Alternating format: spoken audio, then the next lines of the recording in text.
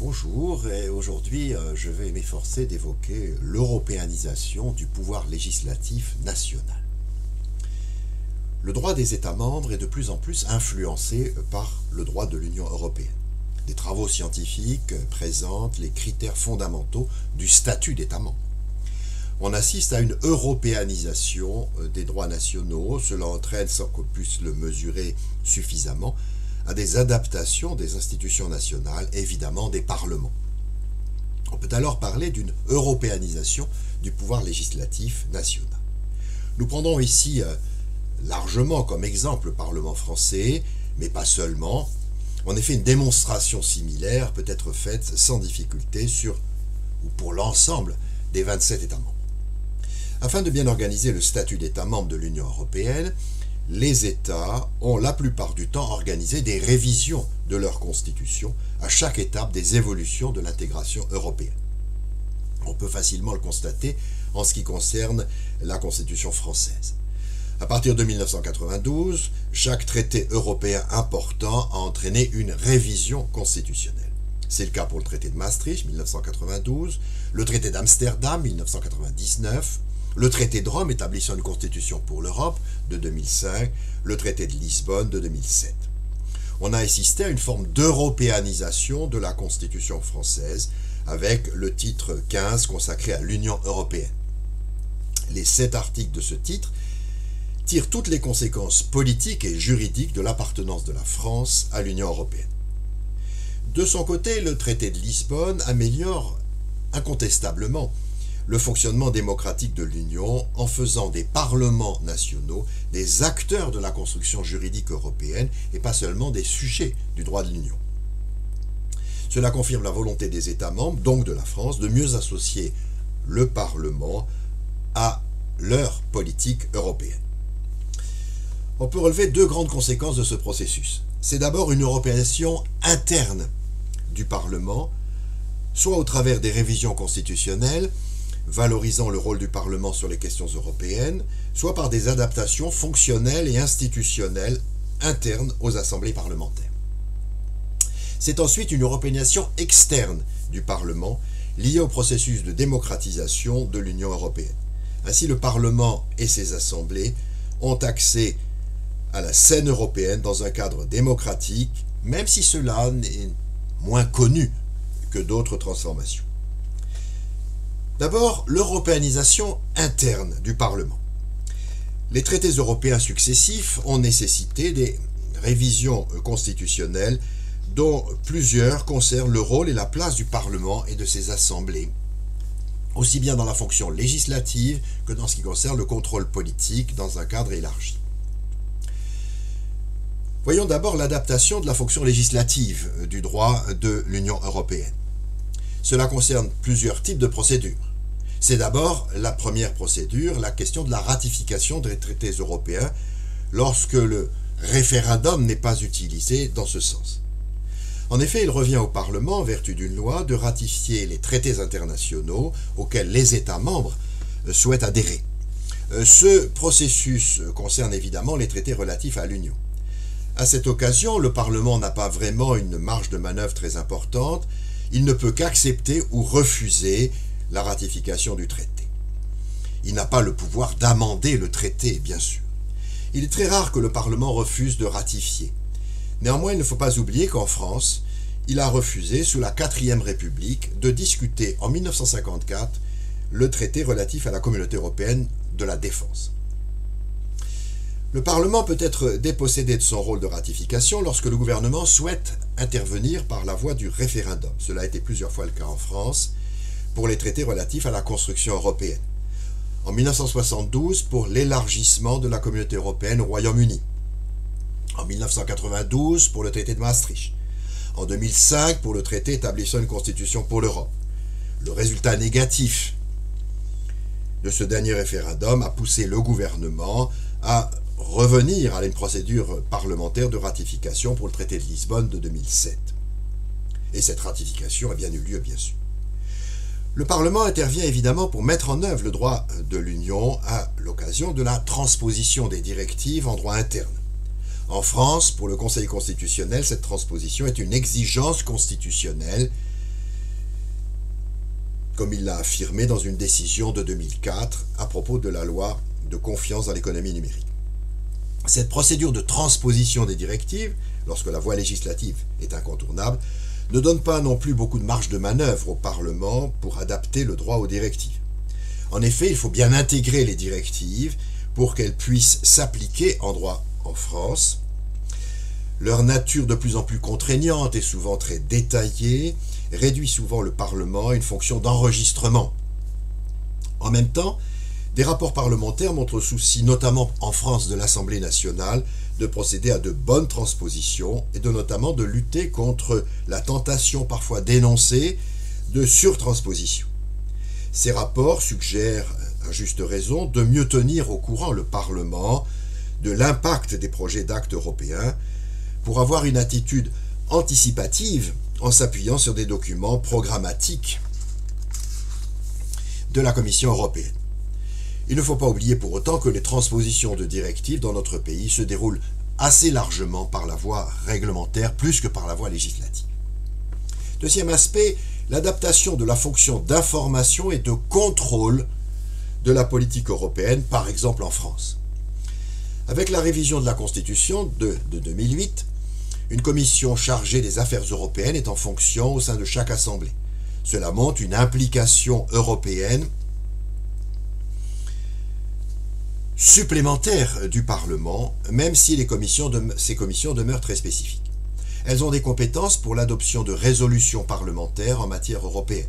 Ces compétences sont en relation avec celles des parlements nationaux pour le contrôle du respect du principe de subsidiarité concernant les compétences de l'Union définies à l'article 5 du traité sur l'Union européenne. En vertu de l'article 88.4 de la Constitution française, le gouvernement soumet à l'Assemblée nationale et au Sénat, dès leur transmission au Conseil de l'Union européenne, les projets d'actes législatifs européens et les autres projets d'actes de l'Union européenne. Cela crée une sorte d'obligation d'information suffisamment en amont pour permettre au Parlement de réagir utilement dans le calendrier du processus législatif européen. Une circulaire de 2005 relative à l'application de cet article indique d'ailleurs à juste titre que cette association de l'Assemblée nationale et du Sénat à la prise de décision européenne a une double exigence de démocratie et d'efficacité. Le Parlement informé suffisamment en avance peut ainsi facilement voter des résolutions pour faire connaître son point de vue sur les projets juridiques européens. Cela lui permet de faire des réserves parlementaires sur un projet de texte. D'une certaine manière, il participe très en amont au processus législatif européen, même si ces résolutions ne sont pas forcément suivies d'effet dans la discussion européenne par le gouvernement français. L'observation des sessions parlementaires françaises montre pour la période 2022-2023 un investissement très conséquent par des résolutions sur de très nombreux domaines. Prends des exemples: l'adhésion de l'Union européenne à la Convention européenne des droits de l'homme, les droits fondamentaux en Iran, les droits fondamentaux et la déportation d'enfants en Ukraine, le marché intérieur, l'espace de liberté, sécurité, de justice, la santé, le numérique, l'espace, l'énergie. Compte tenu de la diversité des domaines, on voit bien une extension de l'esprit et de la lettre de l'article 88.4 de la Constitution. Le Parlement veut montrer son investissement sur l'ensemble des questions européennes et pas seulement sur la simple question de la transposition du droit de l'Union en droit interne. Deuxième grand aspect, l'européanisation externe des parlements nationaux. Les États membres de l'Union disposent évidemment d'une autonomie institutionnelle pour s'organiser comme ils le souhaitent pour leur institution politique en fonction de leur tradition constitutionnelle. Ces États restent souverains, encore plus dans ce domaine. En vertu de l'article 4 du traité sur l'Union européenne, l'Union se doit de respecter l'identité nationale des États membres, leur structure fondamentale, politique et constitutionnelle. Mais en même temps, l'Union européenne souhaite améliorer la démocratie européenne. Et cela a des conséquences, bien évidemment, sur cette européanisation externe des parlements nationaux. Voyons d'abord la participation du Parlement français au processus décisionnel de l'Union européenne. Le protocole numéro 1 sur le rôle des parlements nationaux dans l'Union européenne montre la volonté de l'Union d'associer plus largement les parlements au processus de décision. Sa rédaction est claire. Les hautes autorités contractantes sont désireuses d'encourager une participation accrue des parlements nationaux aux activités de l'Union européenne et de renforcer leur capacité à exprimer leur point de vue sur les projets législatifs de l'Union européenne. Il s'agit bien de construire des relations plus directes entre les institutions et les parlements nationaux. Ce protocole vise à améliorer l'information des parlements nationaux de manière plus directe et plus complète. En France, cela complète l'obligation du gouvernement d'informer le Parlement français sur les projets européens, comme le prévoit l'article 88 de la 4 de la Constitution. Il s'agit pour la Commission d'adresser aux parlements nationaux de très nombreux documents. C'est le cas, par exemple, des livres verts, des livres blancs et des communications de la Commission. D'informer sur le processus législatif, sur la programmation en quelque sorte législative ou la stratégie politique. D'autres documents sont transmis directement aux parlements nationaux, comme les projets d'actes législatifs de la Commission européenne, qui sont transmis au Parlement européen et au Conseil en même temps. Cela concerne aussi les projets d'actes législatifs également du Parlement européen, mais bien d'autres actes encore. Cet ensemble d'informations adressées aux parlements nationaux permet aux parlements nationaux d'avoir au bon moment des réactions politiques dans le processus de décision. C'est encore le protocole numéro 2 sur l'application du principe de subsidiarité qu'il évoque. Tout parlement national ou toute chambre de l'un de ces parlements peut, dans un délai de 8 semaines à compter de la date de transmission d'un projet d'acte législatif dans les langues officielles de l'Union, d'adresser au président du Parlement européen, du Conseil et de la Commission un avis motivé exposant les raisons pour lesquelles il estime que ce projet met en cause le principe de subsidiarité.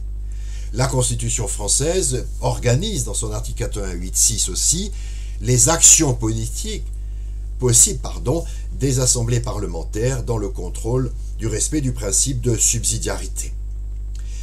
Si l'on regarde là encore l'observation des sessions parlementaires 2022-2023, cela donne des informations intéressantes sur ce contrôle parlementaire de la subsidiarité. D'abord, on peut constater que c'est surtout le Sénat qui s'implique, plus que l'Assemblée nationale. Ensuite, les thèmes abordés sont très variés, très intéressants. Par exemple, la législation européenne sur la liberté des médias et sur le seul fondement du marché intérieur des services des médias, le droit de la famille et la création d'un certificat européen de filiation, la révision des directives en matière d'énergie.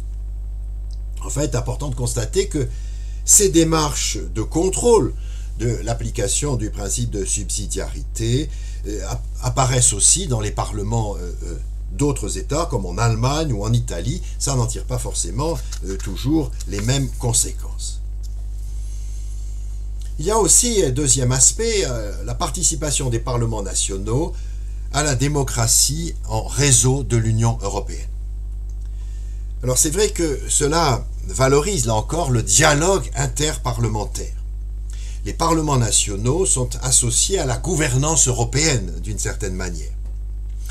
On ne doit pas oublier que les États membres de l'Union reposent sur des régimes démocratiques, qui doivent le rester bien évidemment, et le traité de Lisbonne procède incontestablement à une valorisation des parlements nationaux en précisant leur rôle pour le bon fonctionnement de l'Union. On peut trouver toute une série d'exemples, par exemple dans la participation des parlements nationaux dans le cadre de l'espace de liberté, de sécurité et de justice aux mécanismes d'évaluation mis en œuvre de ces politiques, bien sûr. Les parlements nationaux sont ainsi associés au contrôle politique d'Europol, à l'évaluation des activités d'Eurojust. Ça nous paraît important à valoriser. Il y a aussi une coopération interparlementaire. Cette coopération interparlementaire prend plusieurs formes. Il y a d'abord la conférence des organes parlementaires spécialisés dans les affaires de l'Union. Sa création en 1989 est une initiative de l'ancien président de l'Assemblée nationale française, Laurent Fabius, sous le nom de Conférence des organes spécialisés dans les affaires communautaires, qu'on a appelé la COSAC. C'est les modifications des traités. Cette COSAC est restée, mais elle se réunit 2 fois par an à l'invitation du Parlement du pays qui assume la présidence du Conseil. Il faut rappeler, cette présidence a lieu tous les 6 mois et aujourd'hui c'est la Belgique qui assume cette présidence du Conseil de l'Union. Cette COSAC peut soumettre toute contribution qu'elle juge appropriée à l'attention du Parlement européen, du Conseil et de la Commission. Ça permet un échange d'informations entre les parlements nationaux et le Parlement européen, c'est tout à fait important. C'est bien un dialogue interparlementaire qui fonctionne. La pratique de cette conférence montre qu'il n'y a pas forcément les mêmes résultats suivant les États. La dimension interparlementaire n'est pas forcément appréciée de la même manière suivant les États. Les dernières réunions plénières de la COSAC montrent pourtant un investissement très important. Par exemple, les thèmes abordés: la solidarité européenne à l'égard de l'Ukraine, la criminalité et la corruption, le marché unique, la transition écologique. Cette conférence, pour le Parlement européen, demeure un élément d'échange très important avec les États membres. Il existe d'autres instances plus spécialisées, c'est le cas de la conférence interparlementaire pour la politique étrangère et de sécurité commune, et la politique de sécurité et de défense commune. Cette conférence permet d'équilibrer le caractère assez intergouvernemental de ces politiques qui ne donnent pas forcément beaucoup de compétences au Parlement. Le traité sur la stabilité, la coordination et la gouvernance au sein de l'Union européenne a donné naissance à une autre conférence spécialisée, conférence interparlementaire sur la stabilité, la coordination économique et la gouvernance européenne. Donc cette conférence, cette coopération interparlementaire est facilitée par une instance d'aide en quelque sorte, le réseau européen d'échange d'informations interparlementaires, fameux réseau IPEX. Cette européanisation progressive mais réelle des parlements nationaux fait émerger une démocratie transparlementaire ou transnationale que nous avons évoquée dans une autre vidéo enregistrée. Il est de plus en plus indispensable que l'Union européenne soit identifiée par les citoyens européens comme une nouvelle forme de démocratie à l'échelle du continent européen. Merci pour votre écoute. Au revoir.